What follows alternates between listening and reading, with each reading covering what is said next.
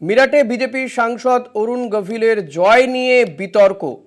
মিরাটে বিজেপির সাংসদ অরুণ গভিলের জয় নিয়ে বিতর্ক।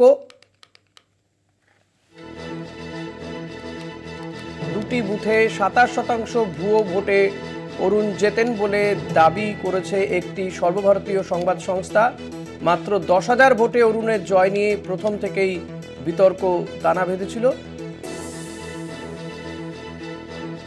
পর্দার রাম তার ভোটে জেতা নিয়ে প্রশ্ন উঠছে।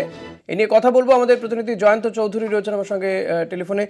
জয়ন্তদা, ঠিক কি বিতর্ক দানা বেঁধেছে? মাত্র ১০,০০০-এর ভোটে জিতেছিলেন, জিতে প্রথমবারে তিনি সংসদে গিয়েছেন পর্দার রাম অরুণ গভিল। না, ঘটনাটা হলো যে তিনি মিরাট কেন্দ্র থেকে ১০,০০০ ভোটে জিতেছেন। লোকসভার ক্ষেত্রে আমরা জানি ১০,০০০ ভোটটা খুব বড় কোনো ব্যবধান নয়। তো যাই হোক, তো সেখানে তদন্ত করে দেখা গেছে নিউজ লন্ড্রি বলে একটি নিউজ পোর্টাল, তারা নিজেদের উদ্যোগে তারা একটা তদন্ত করেছিল, করে দেখেছে যে প্রায় ২৭% ভুয়ো ভোটারের ভোটেই ফলাফল নির্ধারিত হয়েছে। কিভাবে? তো সেটা তারা বলছেন যে দুটো বুথেই প্রায় ২৭% ভুয়ো ভোট ছিল।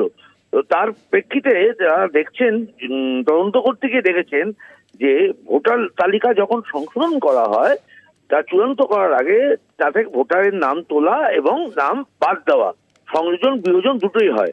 তো সংযোজনের ক্ষেত্রে হয়েছে ১,০০,০০০-এর বেশি ভোট, আর বাদ গিয়েছে প্রায় ৬১,৩৬৫টি ভোট বাদ গিয়েছে একটি কেন্দ্র মানে মিরাট কেন্দ্রের কথা বলা হচ্ছে। এবং তার দুটো বুথে দেখা যাচ্ছে প্রায় ২৭% হচ্ছে ভুয়ো ভোট। তো তাহলে অরুণ গভিল মাত্র ১০,০০০ ভোটে সমাজবাদী পার্টির প্রার্থী ছিলেন সুমিতা ভার্মা, তাকে হারিয়েছিলেন এই গত লোকসভা ভোটে, মানে অষ্টাদশ লোকসভা ভোটে। তো এখন প্রশ্ন উঠছে যে তার মানে কি ভুয়ো ভোটে, এই যে বিরোধীরা বলেছিল যে উত্তরপ্রদেশে বেশ কিছু কেন্দ্রে যে ফলাফল হয়েছে সেটা অবিশ্বাস্য রকমের, অর্থাৎ তার সঙ্গে বাস্তবে কোনো মিল নেই, এরকম একটা ধারণা কথা বলা হয়েছিল। পাল্টা অভিযোগ উঠেছিল যে এগুলো হেরে যাওয়ার পরেই যুক্তি দিচ্ছে, কিন্তু এখানে যুক্তি নয়, এখানে একবারে খাঁটি নিরেট পরিসংখ্যান দিয়ে দেখা যাচ্ছে যে দুটো বুথেই, মিরাটের দুটো বুথেই যদি ২৭% ফেক ভোট, একটা দুটো ফেক ভোট এই ব্যবস্থায় থাকতে পারে, সে আলাদা কথা, কিন্তু ২৭% খুব সামান্য। এই বিষয়টা কি নির্বাচন কমিশনের নজরে নিয়ে আসা হচ্ছে? নিশ্চয়ই নির্বাচন কমিশনের নজরেই এটা আসবে। এখন সেটা কয়েকটি সংবাদ সংস্থা করেছে, এবার তাদের দায়িত্ব। এবং ইতিমধ্যে প্রশান্ত ভূষণ, আমরা জানি বিশিষ্ট আইনজীবী প্রশান্ত ভূষণ, তিনি সমাজ মাধ্যমে এই বিষয়টিকে সামনে নিয়ে এসে তুলে ধরেছেন এই অভিযোগের বিষয়টিকে।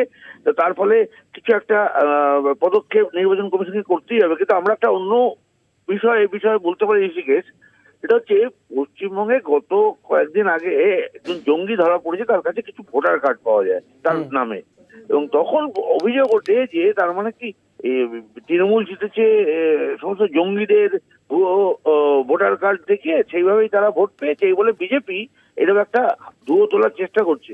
এবার পাল্টা বিজেপিকেও তো এই প্রশ্ন করা যেতে পারে, ওটা তো একটা ঘটনা ঘটেছে, একজনের কাছে দুটো কার্ড পাওয়া গেছে, সেটা কোনো কারণে কিভাবে হয়েছে নির্বাচন কমিশনেরও সেখানে দায়িত্ব থাকে, সেসব নিয়ে ভিন্ন আলোচনা হতে পারে। কিন্তু এবার বিজেপিকে তো জবাব দিতে হবে যে ২৭% যেখানে দেখা যাচ্ছে ভোটারের কোনো অস্তিত্বই নেই, তারা কি করে মাত্র ১০,০০০ ভোটে জিতে তারা কি করে সেটা নিয়ে বড়াই করে?